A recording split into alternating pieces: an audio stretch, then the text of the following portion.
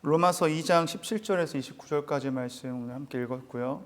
오늘 말씀을 묵상하는 가운데 이 말씀을 대할 때 이 유대인들의 모습이 나의 모습과 한번 비교해 보면서 말씀을 좀 보면 좋겠다는 생각을 했습니다. 그래서 우리의 모습 속에서 과연 이런 모습이 있진 않은가라는 생각을 하면서 묵상을 해 보았는데요.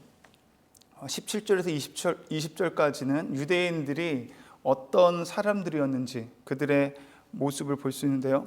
그들이 어떻게 했는지를 보면요, 네가 율법을 의지하며, 지금 유대인들이 율법을 의지했다라고 말하고 있고요, 계속 말을 합니다. 하나님을 자랑했대요. 율법을 자랑하고 하나님을 자랑하고 율법의 교훈을 받아서 하나님의 뜻을 알고요, 지극히 선한 것을 분간하고 맹인의 길을 인도하는 자였고 어둠에 있는 자의 빛이었고 율법에 있는 지식과 진리의 모본을 가진 자였고 어리석은 자의 교사였고 어린아이의 선생이었다 라고 스스로 믿었다고 합니다.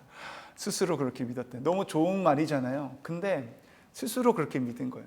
하나님이 인정한 것이 아니라 자기 스스로가 그것을 믿었다는 거죠. 문제가 없어 보여요, 스스로 믿은 거에 대해서. 근데 문제는 뭐였냐면은 그들이 그렇게 믿는 대로 살지 않았다는 것입니다. 그렇기 때문에 23절, 24절 보니까요, 율법을 자랑하는 네가 율법을 범함으로 하나님을 욕되게 했고요, 기록된 바와 같이 하나님의 이름이 너희 때문에 이방 중에서 모독을 받게 되었다라고 말하고 있습니다.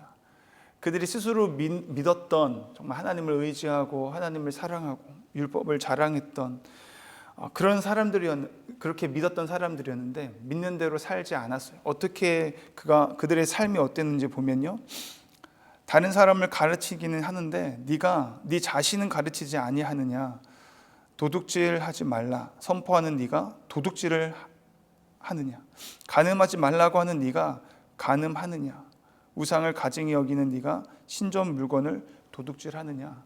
그들이 간음하지 말라고 가르쳤어요. 도둑질하지 말라고 가르치고 하나님만을 사랑해야 된다고 가르쳤던 그들 스스로는 하나님보다 더 사랑하는 것을 따랐고 도둑질도 하고 간음질을 했다라는 거예요. 그래서 그들의 삶을 누가 보냐면 다른 이방인들이 볼 때에 너무나 그들의 삶이 오히려 안 믿는 사람들보다 더 악한 삶을 사니까 오히려 하나님의 이름이 욕되게 되고 하나님의 영화롭게 되지 못하고 하나님의 영광을 가리우는 그런 삶을 살게 되었다는 거죠. 불신자들 때문에 하나님의 이름이 모독을 받지 않습니다. 믿는 자들 때문에 하나님의 이름이 모독을 받는다는 거죠. 이런 유대인의 모습은 오늘날 크리스찬의 모습과 크게 다르지 않은 것 같습니다. 오늘날 그리스도인이 예수님을 믿는다고 하면서 그들의 삶을 보면은 전혀 예수님을 닮은 모습이 보이지 않기 때문에 오히려 그리스도인들 때문에 예수님이 전해지지 않고 있는지 모르겠습니다. 교회가 세상을 걱정해야 하는데 오히려 세상이 교회를 막 걱정을 하고 있어요. 심각하게 우리 신앙의 현주소가 어디에 와 있는지를 우리가 이 시간 기도하면서 하나님 앞에 돌아보는 시간 되었으면 좋겠습니다.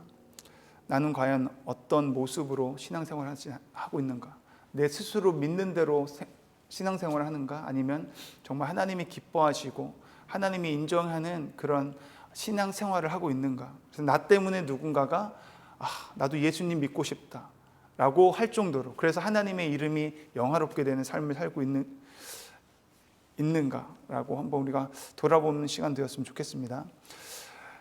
25절부터 할례에 대한 이야기가 나오죠. 할례는 하나님의 백성이 되었다라고 하는 언약의 표시예요. 그래서 유대인들이, 이스라엘 백성들이 그것에 대해서 굉장히 잘 여기고 유대인들에게 있어서 대표적인 종교적인 상징이 바로 할례가 되는데요.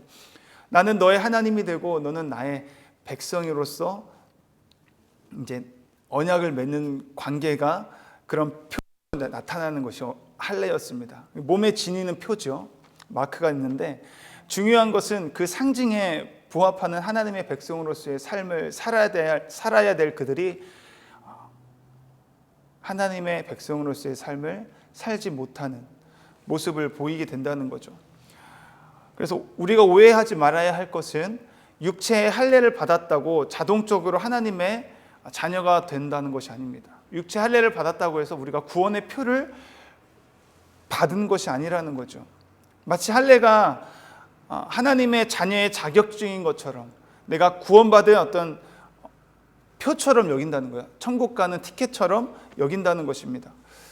우리가 할례에 대해서 제대로 이해할 필요가 있는데요. 그것은 할례는 하나님의 자녀의 어떤 그런 자격증이라든지 구원 천국행으로 가는 티켓으로 여기는 것이 아니라 하나님의 율법을 온전히 지키겠다고 하라는 서약인 것입니다.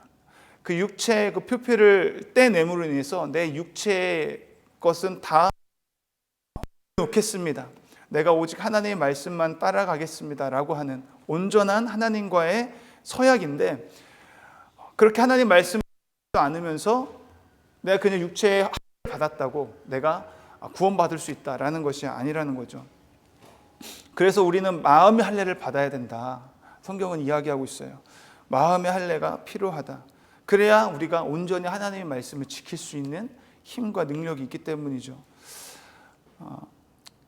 마음의 할례는 성령 충만이 좀 있습니다. 성령이 아니고서는 우리가 온전히 하나님의 말씀을 지킬 수 없는 연약한 자들이기 때문에 성령 충만 받은 사도들, 제자들 이전의 모습과 이후의 모습이 완전히 다르다는 것을 저와 여러분이 잘 알고 있듯이, 우리가 성령 충만 받을 때 온전한 할례자로서, 마음의 할례를 받은 자로서 살아가게 될 줄 믿습니다. 그래야 하나님의 율법에, 하나님의 뜻에 온전히 순종함으로 하나님을 기쁘시게 하고 하나님의 이름을 영화롭게 올려드리는 삶을 살 수 있게 되기 때문입니다. 성도는 성령으로 마음의 할례를 받은 사람인 줄 믿습니다. 성령으로 마음을 새롭게 하여 하나님의 뜻에 순종하여 하나님을 기쁘시게 하는 삶을 살아갈 수 있는 저와 여러분이 되시기를 주님의 이름으로 축복합니다. 기도하시겠습니다.